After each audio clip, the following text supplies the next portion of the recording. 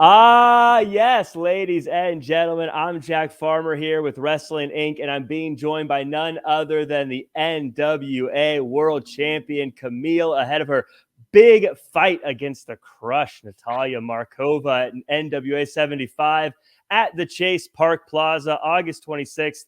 Kamille, thanks for being here, and to kick things off, what did you have for breakfast today? I haven't ate breakfast yet. I just had coffee. I have my morning coffee, and normally I just kind of, I don't know, I just kind of wait to get hungry. I'm not on a strict diet or timing. You know, when you do bodybuilding and stuff, you have to eat at certain times. I don't do any of that anymore. So I just kind of wait to get hungry. I'm not hungry yet. So You and I, we park our car in the same garage. I always, I know that breakfast is the most important meal of the day, but I totally wake up, I have coffee, and then I don't usually eat until the afternoon because same, I don't get hungry until the afternoon. Yeah, exactly. You got to avoid that binge eating at night, though. That's what gets me. I don't know about you if you have those issues. If you can fight the hunger at night and it could go to, because someone told me you're not supposed to eat after like 3 hours before bed or something like that. So I try to do that, but it is definitely hard because I usually have a little bit of chocolate by the bed, and so usually before bed I have snack on a little bit of chocolate.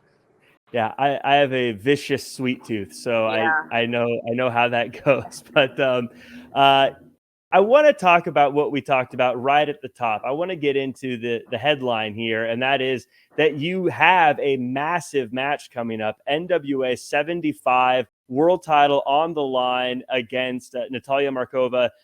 You guys have been on the same side in matches before. You've also been across the ring from each other before. This time it's a little different, though. Big event, headlining night one. She's the number one contender. Talk to me, for anyone who maybe hasn't watched NWA in a while, or even if they have, what can they expect here? Give me the background of NWA 75. Sorry, by the way, I didn't realize they had a bulldozer going on across the street. Sorry if that's very loud for you. No, it actually works out. I just had a police car drive by, and so I always do my interviews out here because I love being outside and it's relaxing, and I just hate being stuffed up in my house. But yeah, I guess they're doing some construction today, but we're already here, so oh well. But for night one, I faced off Natalia again, and I recently did a promo, which is also gonna add little bit of spice to the match, which will be found out soon enough whenever they release the promo. But I mentioned in there that she's the number one contender somehow. Mm-hmm. Don't really know how. I beat her already at Crockett Cup, which was only a few months ago, and Billy's reasoning is because she came the closest to beating me. And I was like, all right, well, I guess that's how you get. No, number one, I would understand if I lost the match and then I got a rematch. That makes sense. But, here we are. Night one, NWA 75, me versus Natalia again. I think that she has done a good job of sucking up to the office, maybe to get a little bit of rematch. Maybe that's how she became number one contender again. And, it's obviously when you get in there with Natalia, it's going to be a hard-hitting match. She brings it every time. I got to give her the respect for that. But this time, like I said, the promo that I am releasing and it's going to be announced, it's going to make it so at the end of the night, no one's going to be questioning, oh, maybe they had it. Oh, maybe, no. At the end of the night, there will be a definitive winner. And there's going to be no more, oh, she came the closest to beating you. None of that, right? It's just going to be, I beat you. You're not better than me. And I'm still the one-time champ at the end of the night. That is quite the hook. So anyone who hasn't been keeping up lately with the NWA should check that out just to see what that is going to be, what that promo is going to say. But then also this match, I think, is going to be really incredible. As you mentioned, you've had matches with her before, and you've had a lot of opponents through your run as champion. Yeah. And I mean, you've been champion for a little bit. There's, I know you've talked about that a bit in some previous interviews, but because you face so many people, some big names as well, when you first realized that you're going to have this match against Markova again, when you knew that she was going to be across the ring from you, what does that feel like, getting to see that you're going to be having a match with her? Do you get excited about the potential of what that can be? Do you get worried she was the closest to beating you? Do you get interested in what the promos are going to sound like? When you first see that you're going to be having a match with her, what's going through your head? What's going through my head, and this is going to be the most lame answer, and I'm so sorry for it, but it's just the truth. I don't go into any match with really any different headspace, any different thinking, because I have been the champion for so long. Maybe if you would have asked me this question when I had it for like 3 months, then I'd be like, okay, I'm really thinking about strategies and how I'm going to work with this person because they have a different wrestling style. You know, they're more like on the mat or, you know, whatever. But at this point, after 2 years, I have faced everyone, shape and size, every style of wrestling. I've done it all. So I just go in there knowing that I can take on any sort of opponent, and I just do me no matter what. I do what the Brick House does. And, you know, I played sports my entire life growing up. And what I do is I find a way to win. If, you know, might not be pretty, might not be what you want it, but I'm going to find a way to win. And that's what I do. And as far as promos and stuff, that's kind of the build up to the match. I mean, that's kind of on me, and getting on social media and just trying to build it up and stuff like that. Because, you know, unfortunately, when we have these tapings, there's so many new people coming in and out that they're trying to get, you know, exposure to, which is totally understandable. So it's like we don't have a lot of time to build up stuff through promos. We don't really do the vignettes like we used to do back in the day. So it really kind of comes down to just social media and pushing it that way. Well, and that's kind of the way of the world too, I think, is using social media to get information out there. And so I think you're actually very ahead of the curve in that way. And it's different than the way it used to be, but it is ahead of the curve. This one, though, NWA 75, social media is relatively new. NWA, absolutely not. It's the most historic wrestling brand in the world. And it's a major milestone. I mean, every milestone's big, but, you know, this is a nice number, 75. It is, yeah. No offense to 53. No offense to, you know, 27. 75, and you're main eventing night one for a title that you've had for so long. You are now a history maker with that title. When you look at this day, do you feel the weight of just how big this event is, or is this another day in the office for you? Do you realize this is a very big moment that you're going to have? Last year when I faced Taya main event night one at the Chase, that was definitely a huge realization for me. I was like, I'm sitting here in the Chase where there was, you know, Harley Race was in here, and like Bruiser Brody, and I'm about to main event in here. And so like that was like a huge moment for me and realization. And the fact that women were main eventing the first night was awesome. But, you know, kind of like the previous question, since I've done it, it still is, trust me, very, very important to me. But I've done it. And so that sort of pressure, I don't know if it's pressure is the word, but, you know, that feeling is sort of out of my mind now because I've done it and I know I can do it. And I've always said ever since college, and I played softball in college, I'm a game time player. You know, when it's game time, that's when I'm going to perform. When the red light's on, that's when I'm going to perform. And so, I don't know, I've just always kind of done well under pressure. And let's be honest, when I win the first night, I'm going to have to defend my title the second night. I should be main eventing that night too, because everyone knows who people are tuning in to see. You really have been the face of the NWA in a lot of ways. And I want to talk to you about that journey a little bit, because I know you've said in previous interviews how you got that phone call one day. But I want to know, do you know? By the way, Jack, thank you for watching previous interviews, because you know, sometimes you know how these podcasts go sometimes. So yeah. Well, I was going to go through what's your favorite wrestler, and oh my God, how did you get into this? Yeah. But I wanted to. Do you know what led to that phone call? Like, did they tell you where they saw, like, where you were found? Do you know what? Yes. Why they called you?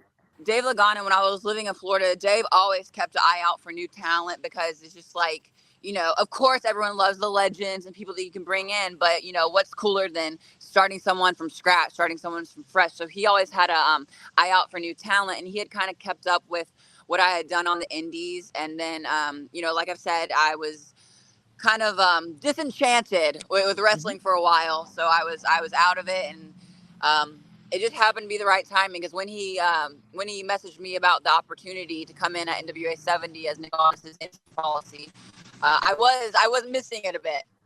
You know, wrestling is definitely a type of thing that once you get into it, there's nothing, you know, no other sport, no other anything that is like it. So I was missing it. So the call really came at the perfect time.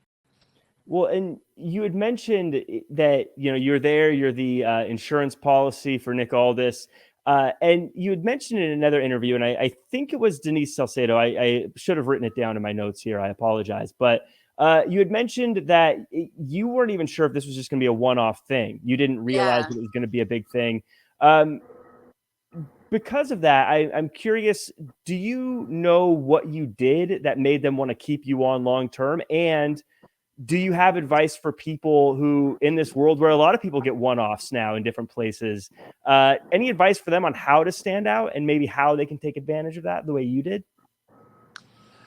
I mean, I've never been like told, hey, this is why you, so I can only presume, but I think it's one, because at that time, there was no one doing the sort of Triple H China gimmick. You know what I mean? With where like you have the female enforcer with the male wrestler. No one was doing that.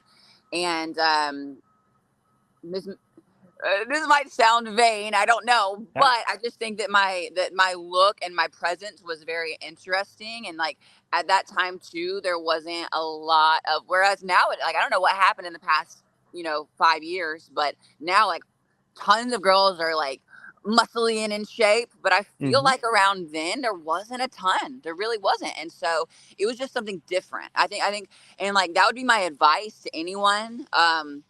Just try to be unique and bring something different to the table, because that's the thing in wrestling. You know, people think like, oh, it's competitive, and maybe if someone new's coming in, you're looking at them like they're going to take my spot. That's not true at all. Maybe if they come in with your exact look and exact gimmick, okay, then there's some competition. But there's room for every, you know, sort of type in wrestling. So my advice would bring something new to the table. That's it. Well, I like that you mentioned that, and I think it segues a little bit into what I wanted to ask you about next. Is you only had a handful of matches before you were in the NWA, before you were the NWA World Champion. Yeah. How did the locker room take that? Was there a level of, hey, who's this new person coming in and running the show? Were they supportive Jack, of you? hold on, because even though I hadn't been wrestling, I had been there since the resurgence of NWA. So really I'm an OG. So nobody could come in that locker room and tell me nothing, right? And so like, yeah, I mean, I don't know what was going on in people's heads. That's none of my business. But everyone was totally fine. And I mean, you know, when I won it and I came back, everyone was giving me hugs and clapping and stuff and excited for me. And I don't know. I think that everyone was supportive. They understood the reasoning, because I was kind of like the homegrown NWA talent. And I don't think anyone had a problem with it. I mean, there might have been one, but hey, you can't please everybody. Right. And I think too, the fact that, and I've said this in another interview, I think the fact that like, I don't know, I'm just me. I go with the flow. I show up to work. I do what I'm told. I don't try to like whisper and politic. I'm all like, I show up and I'm like, what's up? What are we doing for the day? And so that like everyone knew that it was a naturally occurring thing. So I think everyone was, I think everyone was cool with it. When did you realize you're really good at this? Because I don't know if you know this, but you're really good at this. Oh, Obviously, thanks, I mean, Jack. That's very sweet. I mean, look, the numbers don't lie. I mean, you are. I mean, I think for single reign, I know it gets dicey when you look at reign lengths in the NWA because it's like The dates are a little hard to find. There's combined reigns and things. I feel like for single reign, you might be number 2. I think combined, it's top 5. Yeah, I know combined is top 5. That's all I know. That's all I know is combined is top 5.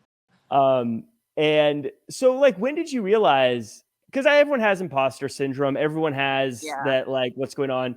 When did you realize, like, no, you're not just someone pretending on the weekends, you're the real deal?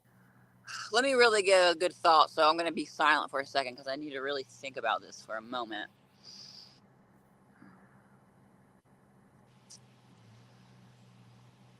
I would say probably me and Taya's match last year.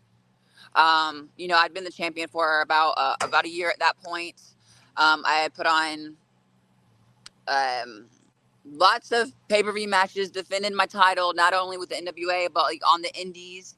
And like I said, I was really feeling that pressure. I was like, man, it's women main eventing, and it's on our biggest pay-per-view of the year at the Chase. So I was really feeling that pressure. And when I went out there and just we killed it, I was like, yep, like I know what I'm doing. And then from then on, you can't tell me nothing. Watch every pay-per-view watch every pay-per-view we've had. I've had the match of the night for every single pay-per-view, and that's not just me saying it. You can go and ask tons of people because I know what I'm working with. I know how to get people invested in the match. And like I said, I would love to be able to do that with vignettes leading up and promos leading up, but we don't always have that opportunity. So I have to make the best of it in the match. And I think I've done a good job of knowing how to get a story going within the match and really get people invested.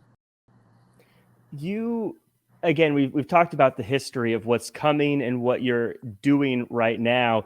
We definitely live in a world right now of pro wrestling where these very long title reigns are happening kind of across the wrestling world. And I always feel like NWA Nick Aldis was sort of the one that made that cool, because he had the long title reign before a lot of these other really long title reigns started. And you were a part of that title reign as well. A lot of people have paved the way for you to get where you're at. A lot of wrestlers in general, female wrestlers as well. This is a big moment. You're doing something historic. I don't know if you've realized this yet, but you are currently paving the way for another generation. How does it feel to know that you're doing that? And if you could speak to that generation, what would you tell them now? It is weird because, like I said, I don't know. I'm just very laid back, and people are going to hate to hear this, but I do look at wrestling as work. Like, it's my job. And when I go in there, I show up to work. Like that's how I look at it. And so I'm not really thinking deep, like I'm inspiring anybody or anything like this. Like, I just go to work. Like, whose work inspires anybody? Whatever, but the time, sometimes I'll work indie shows on the weekends and stuff, and I'll have people that girls that, or sometimes even guys that say, oh, I really like your work, or I watched this match or whatever, and I'm just like, what? Why? Like, I'm just like you, like so I mean, that is kind of, it's nice. Do not get me wrong, it's really nice. But I always say to those people too, like, there's a difference between paying your dues and getting taken advantage of. And I've always been someone that stands up for myself. I try to do it as respectful as possible, but I'm me, and like, it's just, and so I know I can come off like aggressive sometimes, but just to stand your ground and stay true to your values and what you think is right or wrong, and just do not budge from that no matter what. You don't want anyone to ever be able to hang something over your head to get you to the next spot. And that's why it's sad, because unfortunately in wrestling, and how a lot of people, I didn't think this was a thing when I got into wrestling, because like I said, I came from a sports background. So all this politicking and stuff, I don't know. I was just like, if you're good, you're good. And I realized, I was like, oh crap. Like, no, in wrestling, there's a lot of, and I've just never, I don't know, I've never liked that. And so, and to me, I look at it as, why would you want to give someone something where they can hold this over your head? So I just think, yeah, it might get you to the top faster. You know, yeah, it might get you some more opportunities, but I really think you should just let your talent speak for itself. You know, stay true to you, stand your ground, and what's supposed to happen will happen. I know you're busy. I've got 2 quick ones for you. No, Jack, hey, you're fine. They give you a time limit because most of these podcasts are awful. I've done a few great ones, so if anyone watching, I have done a few great ones. But so you're fine on time. You're fine. Well, these are just fun ones. Again, picking from some interviews I saw. I wanted to dive a little deeper into 2 of them. You mentioned that you like to read. Are you reading anything right now? And what are you reading? Yes, I am. Currently, I'm reading The Power of Now by Eckhart Tolle. I'm not sure how you say the last name. But I kind of alternate between like fun fiction, you know, adventure books, and then also like kind of like life. I don't like saying self-help, but I mean, I guess they are self-help books. But I have to alternate because sometimes they get like, even this Power of Now, I'm having to read it very slowly because it's like, it's heavy and you got to, you know, take it all in. But yeah, that's what I'm reading now. I'm very similar. I always like to go back and forth between, you do one fun one and then one like self-development. You have to give yourself that like reprieve from the serious. Yes. I also feel like if you read too many self-development, I call it collecting knowledge instead of trying to apply it. Where like, no, I completely agree, and sometimes it drives you more mad because you're always trying to like fix something that maybe doesn't even need fixing. So yes, I totally agree. The other one is I know I want to talk about singing. What's your go-to karaoke song? Oh God! You know what's funny is sometimes a song will play in the car, and I literally have the thought, I'm like, oh my gosh, if I ever did karaoke, this would be the song. But I never remember them, so I'd be screwed if I ever get a karaoke opportunity. I don't know. Oh man, you know, I'm not going to be able to give you an answer, but maybe next time I'll write in my notes when I hear one of those songs, because my voice has changed since I've gotten older, and so like I used to be able to like my range was like this, and now it's like this. So, you know, my selection would be very limited. Well, I think that's always good at karaoke. I like to go first because I'm terrible, and it makes everyone feel more comfortable. What's your go-to song? My Cher, Turn Back Time. Okay, if I could turn back time. Yeah, I'm terrible. I'm monotone the whole way through, but maybe I would do Believe. That's another good one. Cher's got a couple of good ones. Yeah, I feel like even if you sing that bad, it would just be a banger, and everybody would be into it no matter what. I would say that's half the battle. Well, people sing along. Yes. You do find out how you don't know the words as well as you think you do when you get up there. But that said, as we wrap things up again, we're talking NWA 75, August 26th. You're main eventing night 1, world title on the line, historic world title on the line.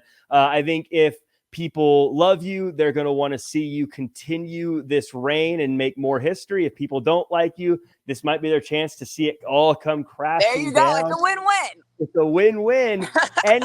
Any words to people who are like, hey, I've been thinking about trying this NWA thing out. Anything for them that maybe why they should tune in to NWA 75?